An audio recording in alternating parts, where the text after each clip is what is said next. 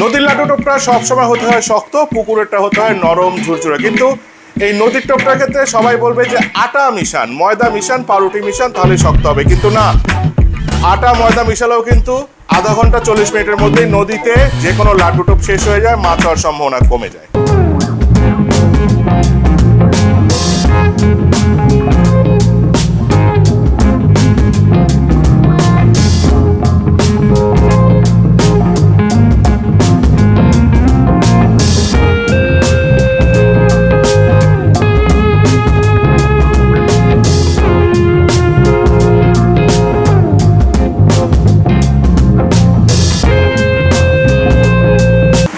আসসালামু আলাইকুম ওয়া রাহমাতুল্লাহ। হ্যালো ভিউয়ার্স, কেমন আছেন সবাই? প্রিমিটিভ ফিশিং রাকিবে আপনাদের সবাইকে স্বাগতম। আমি যথারীতি আছি আপনাদের সাথে, এবং আজকে খুব ইম্পর্টেন্ট একটা প্রশ্ন আপনারা সবসময় করে থাকেন, ভাই লাড্ডু টোপ নদীর জন্য কিভাবে টোপ শক্ত করবো, টোপটা কিভাবে শক্ত করব, কিভাবে করলে অনেকক্ষণ থাকবে।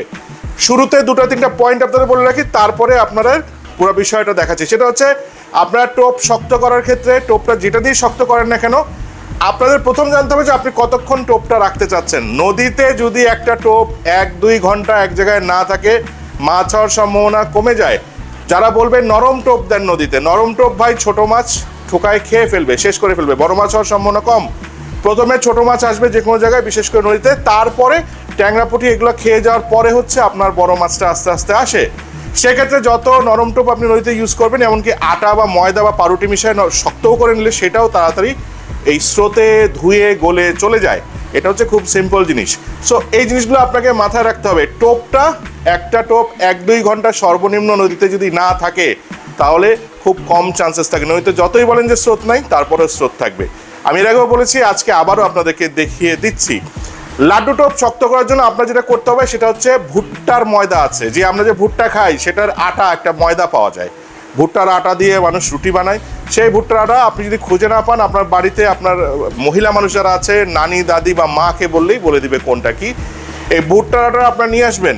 কি করতে হবে, পর্যাপ্ত পরিমাণ পানি নেবেন। পানি নেওয়ার পর এই পানিটা ফুটাতে হবে। ফুটন্ত অবস্থায় এর মধ্যে ভুট্টার আটাটা পর্যাপ্ত পরিমাণ দিতে পারেন, যাতে এটা একটা একটু নরম লেয়ের মতো তৈরি হয়ে যায়। আস্তে আস্তে পানিটা টেনে নিবে। যত টাইম দিবেন তত পানি টেলে এটা একটা গরম আঠালো জিনিস হবে। চুলাটা বন্ধ করে দিবেন, সিম্পল। এরপরে আপনি যেটা ইচ্ছা, যেই টোপ সেই টোপ আপনি, মানে অর্থাৎ আপনি যদি ছাতু দিতে চান, যে কোনো ছাতু আপনি এর মধ্যে দিতে পারেন। আমাদের জাফরানি ছাতু অ্যাডভান্সড ফর্মুলা আছে। আমাদের এখানে আছে হচ্ছে কালো টোপ। আমরা কালো টোপ দিয়ে আপনাদেরকে দেখিয়ে দিচ্ছি। সো এই টোপটা দিয়ে আস্তে আস্তে মিশিয়ে নেবেন, ঠান্ডা করবেন। এই টোপটা যথেষ্ট আঠালো এবং শক্ত হবে, একটু রাবারি হয়ে যাবে। এটা পানিতে যাওয়ার পর আসলে সহজে আপনার গলবে না। আপনাদেরকে এখানে বলে রাখি, এরকম শক্ত টোপ যখন আপনি করলেন নদীর ক্ষেত্রে, তখন কিন্তু টোপটা অনেকক্ষণ থাকবে, এবং এই টোপ কিন্তু স্ট্রং হতে হবে। এটার সঙ্গে আপনি যা ইচ্ছা তা মেশাতে পারেন। অতিরিক্ত তেলযুক্ত জিনিস মিক্স করবেন না, বাট উপরে লেপিং দিতে পারেন। আমাদের এখানে আপনি মহুয়া পুডিং আছে, আমাদের মহুয়া পুডিং, মহুয়া লেপিং, সাদা পাউডার, হলুদ পাউডার, আমাদের বহু রকম জিনিস আছে, এগুলো আপনারা উপরে দিতে পারেন।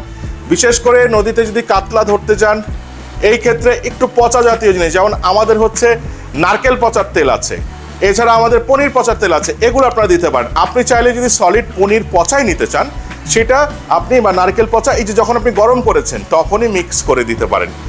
এই টোপটা আমি দেখাচ্ছি আপনাদেরকে। আপনি একটা নর্মাল ছাতুর টোপ যদি ফেলেন, সামান্য 6 ইঞ্চি বা 10 ইঞ্চি বা 1 ফিট 2 ফিট উপর থেকে, দেখেন কি অবস্থা। আপনি পুকুরে ফেলার পর বা পানিতে বা নদীতে ফেলার পর তো এটা ফাটেই, যখন পড়ে তখনই ফাটে। এমনি হাত থেকে ফেলার পর কি হয় দেখেন। আর যখন আমরা এই ভুট্টার আটা মিশিয়ে টোপটা ফেললাম, একটা নির্দিষ্ট বেশি না 2 ফিট উপর থেকে ফেললাম, তখন দেখেন এটা বাউন্স করবে। কিন্তু এগুলো কিন্তু ঠিকই পানির মধ্যে যে গলে যাবে। 2-3 ঘন্টা, 4 ঘন্টা, 5 ঘন্টা, 6 ঘন্টা এটা থাকবে, সহজে আপনার হিটের সম্ভাবনা অনেক বাড়িয়ে দিবে। অনেকে প্রশ্ন করেন, ভাই শক্ত টোপ মাছ কিভাবে নিবে? ভাই এটা পানিতে যাওয়ার পর এটা পাথরের মতো শক্ত থাকে না, আস্তে আস্তে আস্তে আস্তে নরম আঠালো হয়ে যায়, ধীরে হয়। আপনারা যখন পাউরুটি বা অন্য কিছু মিশায় দেন, আঠালো করেন, আটা মিশায়, তখন এটা তাড়াতাড়ি ক্ষয় হয়ে যায়। আর এই জিনিসটা আমরা যেটা বানিয়ে দেখিয়েছি, এটা হচ্ছে একটু বেশি সময় ধরে যায়। ছোট মাছ সে ঠোকাঠুকি করে ভাঙতে পারে না, পরে কাতল বলেন আর যাই বলেন, নদীতে সব মাছ স্রোতের উপর, দৌড়ের উপর থাকে, হাঁ করে মুখ দিয়ে চাপ দিয়েই নেয় ভাই। ওরা এখানে এসে বসে এই পুকুরের মতো ধীরে ধীরে সাকশন এটা করতে পছন্দ করে না। ওরা দৌড়ের উপর থাকে এবং সাকশনের উপর থাকে, মুখ দিয়ে বাড়ি মেরে ভেঙে চুরে নিয়ে যায়। সো ভেরি সিম্পল জিনিসগুলা, এখানে কমপ্লিকেসির কোনো কিচ্ছু নাই। দেখিয়ে দিলাম, নিজেরা ট্রাই করেন, দেখেন, ইনশাল্লাহ আপনাদের সফলতা আসবে।